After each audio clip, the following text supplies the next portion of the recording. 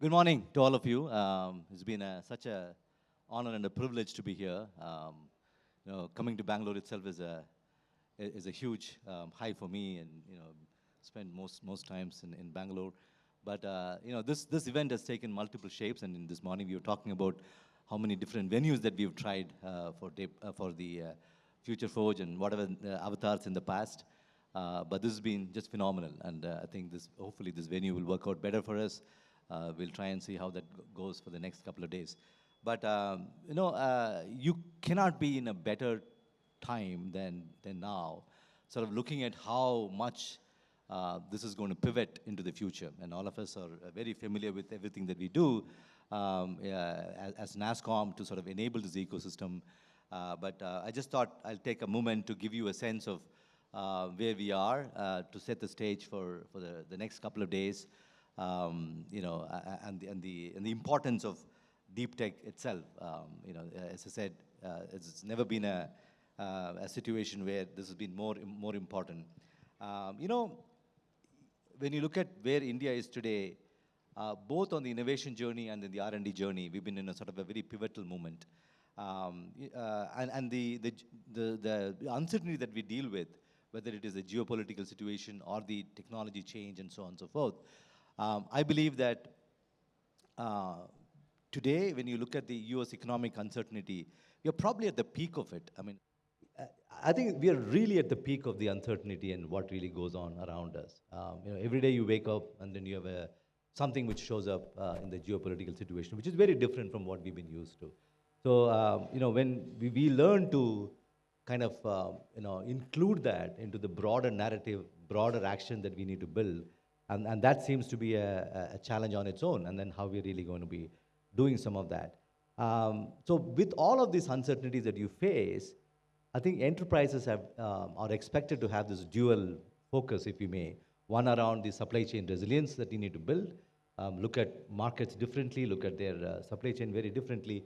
Of course, continuing to do their cost reduction and what need to do, innovation, another big element they need to do.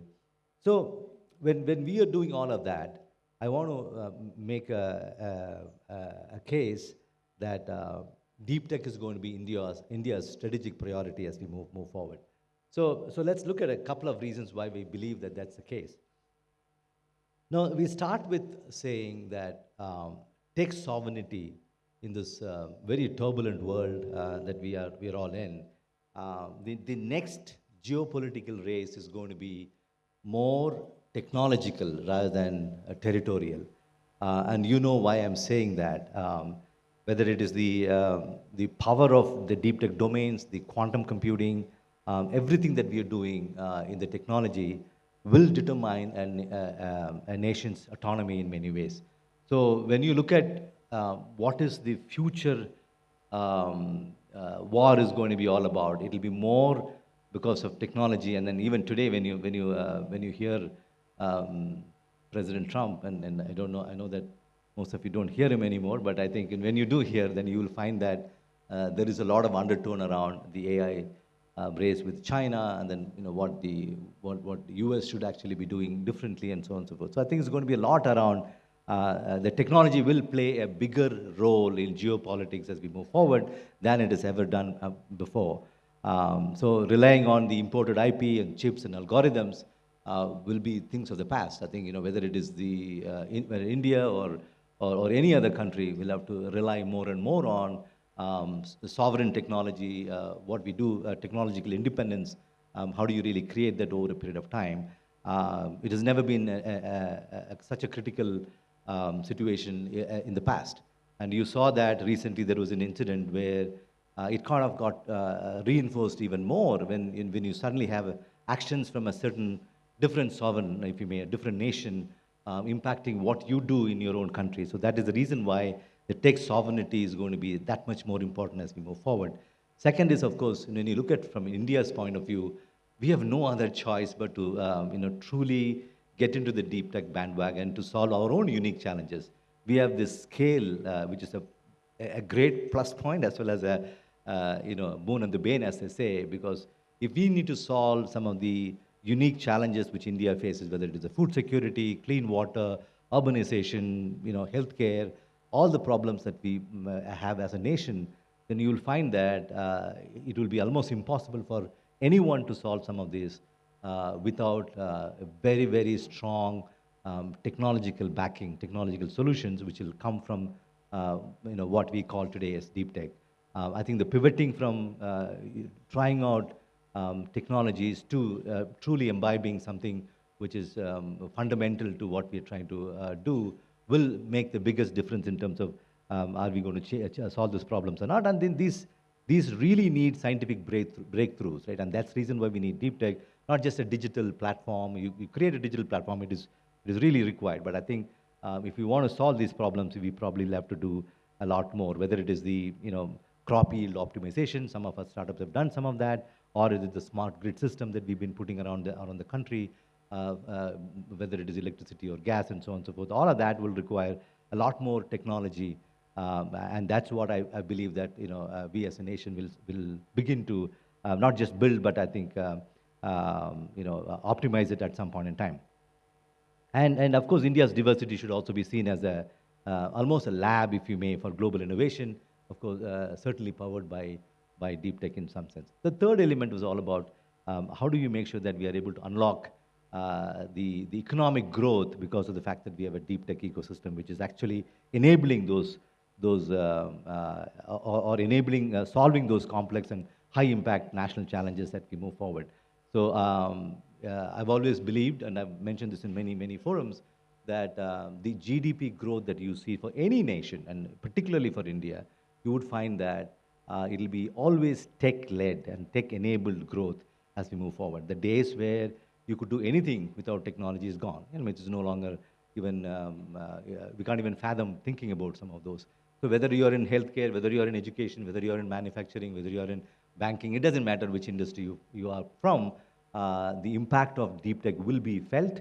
And then the fact that you're only going to grow as an organization, as an enterprise, as a nation, by ensuring that enough technologies actually goes into some of these conversations, and then what you really can build with the technology. So India, of course, has the scientific talent and the market scale, certainly to build these global champions. And the last one is, of course, the national security. And you know this more than anybody else, given the fact that we all experienced what it really means for India as a nation. And you'll find that the critical digital security is going to be the need of the hour, especially with what we are seeing in the geopolitical situation, what we are seeing with our neighbors and so on and so forth. And you'll find that this will get reinforced, re-emphasized, whether most of you are familiar with an organization called DSCI, which is part of Nasscom. We work very closely with the governments actually to make sure that we are enabling those technology and ensuring that there is enough high tech and enough deep tech gets embedded into some of that, especially with AI. AI for cybersecurity is a huge topic. Cybersecurity for AI is another huge topic. I think both of these is something which we continue to do this. So therefore, enabling deep tech with the India stack, and all of you are familiar with India stack, can certainly provide population scale innovation and of course solve some of the complex problems that we are going to be dealing with as we move forward, and it'll impact the national challenge. Now, I don't want to belabor the point, but I think 2025 was an interesting year. I must say that it was, finally, you have this aha moment where, you're moving from the labs to mainstream. So that's probably what year 2025 was. And we've listed down some of the organizations which we believe that has done some meaningful impact, if you may. There are many more. I mean, these are by no stretch of imagination is a comprehensive list, but nevertheless gives you a sense of where this is going, both globally as well as what we do within India. Some of these global organizations, I won't name each of them, but I think Quantum Advantage, finally signaled that the quantum is really nearing commercial inflection, and some of you may agree, some of you may disagree, but nevertheless, I think we are for the very first time, I think we were at the cusp of making something which is so meaningful with quantum, and some of these companies have actually done well with integrating quantum into everyday solutions they've been able to build for a while. I can say the same thing about the space factories and biotech manufacturing. Varda, for example, successfully manufactured these protein crystals in a high-grade pharmaceutical in orbit, actually. This whole microgravity manufacturing, which we've only heard for a long period of time, is finally making some headway into becoming real, and you saw that from Arda. So I believe that the India's deep tech ecosystem is at an inflection point, truly, right? Which is no longer limited to this. We've been blamed for apps for convenience is the only thing we do in deep tech, and that's so not true. And then all of us in this room can vouch for it. Of course, there are areas we can do better. I mean, of course, we've maybe over-indexed a little bit on apps for convenience, and then somebody else would say that, we are doing all the food delivery apps and so on and so forth, but so be it. I think it's important for us to know that there are things that we need to do for apps for convenience. We'll continue to do that. I think we'll continue to make a big difference. But you will see during the course of the day today and tomorrow that these are not food apps or convenience discussions. There are going to be a lot more that we do. Clearly tackling national priorities, global challenges, etc. I think we will take them head on. With over 4,000 deep tech startups, roughly 3,600 to 4,000, more than 11 billion raised since 2019. If you see, 11 billion was the amount which we raised as a group, if you may, as a startup group. Very, very vibrant talent pool, 800 plus incubators. All of that, I think India is certainly becoming one of the largest and certainly most complex, if not, in all respects, right? Complexity comes not necessarily because of the fact that we are using high tech, but also because of the other things that we end up doing. And of course, we are also building those complex test beds for the deep tech experimentation and eventually deployment and success and so on and so forth. I think so in a good trajectory, good way to do this. I believe that the Indian startups are already creating products and solutions that bridges this sort of the critical gap, if you may, because there are emerging opportunities versus, little bit beyond this hyper-commerce that everybody's talking about or getting excited about. Certainly getting into the areas such as, of course, EV, connected cars, Industry 4.0, space tech, and you name it. I think it can go on and on and all of that.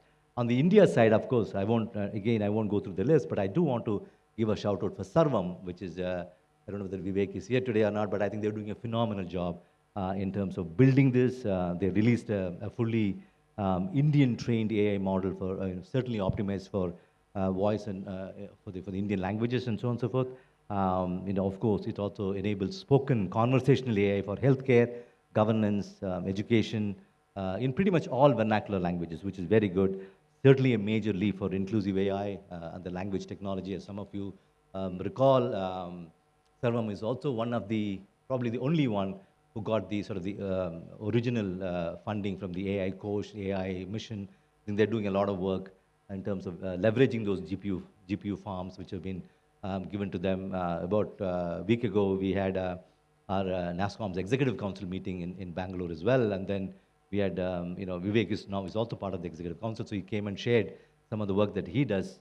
Sarvam does actually with and what they're heading to. So very, very fascinating in terms of what they're actually going to be doing. So I'm excited about Sarvam and the future of what this will entail for all of us in many ways. So yeah, I'm going to skip some of the companies that listed there. So I think you'll get a sense. But I do want to talk a little bit about, when we started this whole Nasscom Deep Tech Club, 2017. I see Atul's in the front row.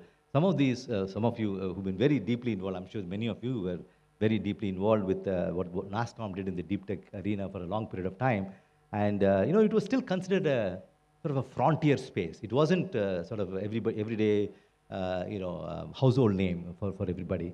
But I think we've done a fairly decent job of building it. Can we have done better? Of course. There's always two sides to these stories, and then I'm not oblivious to all of that. And one could always look at this and say it's glass half empty and half full and all of that. But look at the numbers. I think just over, in 2017 we had only about 300 startups identified across the country.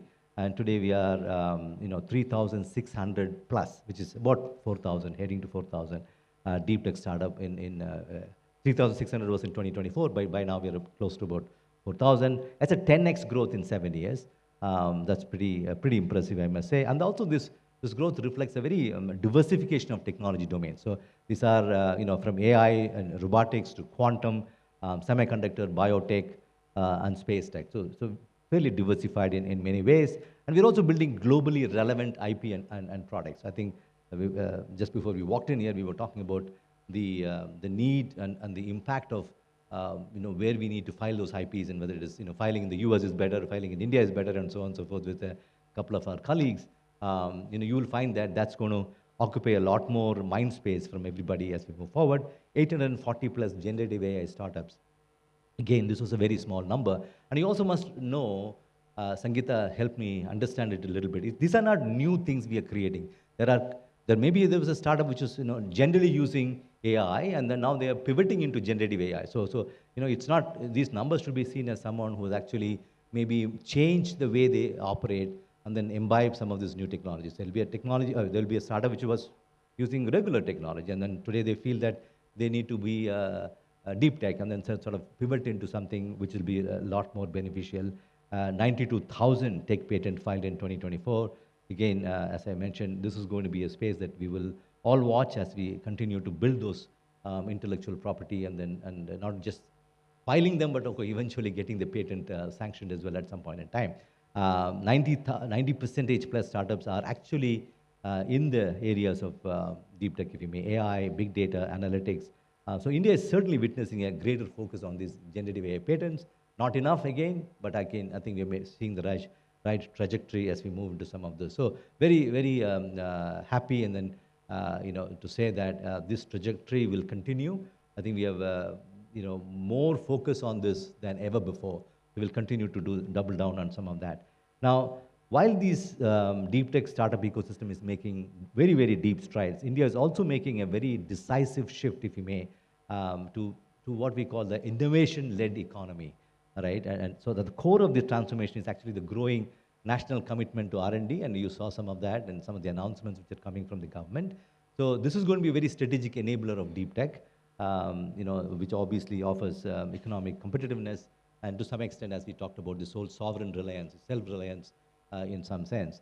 So again, we have the ANRF CEO speaking to us later today, but I do want to tell you that the ANRF core funding, 50,000 crores committed from 2023 to 2028, that's certainly something which we need to understand, and we'll ask him some of those questions as to how that, we always have this funding discussions. When we get into that, there's a lot of money which is out there, but nothing really, when you're a startup, you're looking at it and say, where are all this money? How do I even get access to some of that? Hopefully I'm not by any means promising that we'll solve all the problems, but we'll get closer and closer to the solution. I think it's the trickle-down effect in terms of how it starts at the top, and then there are things that we could do on its way to really making an impact to a deep tech system.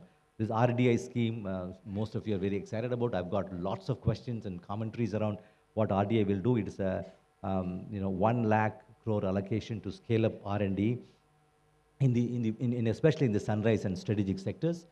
This also includes a dedicated deep tech fund of funds, which I thought was very well done. It's also a landmark move to sort of crowd in private capital to India's research ecosystem. So very exciting news there. Of course, you're very familiar with both the quantum mission, actually 3 missions. Right? One is the quantum mission, India semiconductor mission, and of course India AI mission. So all of these missions have enough funding available. But again, the question would be, how do you make sure that they're actually reaching the right startups, right deep tech entrepreneurs and so on. So we'll spend some time around understanding what the real bottlenecks are. We have this constant dialogue with the government, and I will continue to do that, and then ensure that there's enough of those bottlenecks are getting cleared. 6,000 crores allocated in financial year 30 till financial year 2031.